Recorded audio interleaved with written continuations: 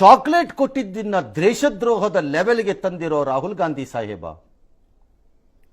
ನಿಮ್ ತಂದೆ ಲಕ್ಷದ್ವೀಪದ ಗಡಿ ಅಂಚಿನಲ್ಲಿ ನನ್ನ ದೇಶದ ವಿಮಾನವಾಹಕ ಯುದ್ಧ ನೌಕೆಯಾದ INS ವಿಕ್ರಾಂತನ್ನ ನಿಲ್ಲಿಸಿ ನನ್ನ ದೇಶದ ಪ್ರಜೆ ಅಲ್ಲದಂತಹ ಇಟಾಲಿಯನ್ಗಳನ್ನು ಅದರಲ್ಲಿ ತಂದು ಹೆಲಿಕಾಪ್ಟರ್ಗಳಲ್ಲಿ ನಮ್ಮ ದ್ವೀಪಕ್ಕೆ ಕರ್ಕೊಂಬಂದು ಸಲ್ಯೂಟ್ ಹೊಡೆಸಿದ್ರಲ್ಲ, ಅದ್ಯಾವ ದ್ರೋಹ?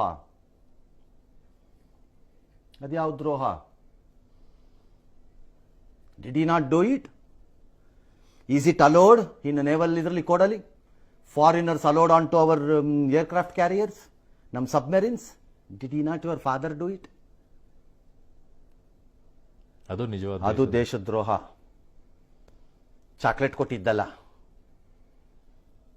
ದೇಶದ್ರೋಹ.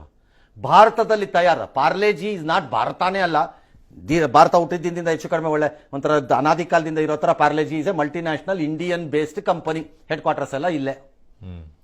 ಅದ್ರದ್ದನ್ನು ತಗೊಂಡೋಗಿ ಕೊಟ್ರೆ ದೇಶದ್ರೋಹ ಹೇಗಾಗತ್ತೆ? ದೇಶ ಪ್ರೇಮವಾದೀತು.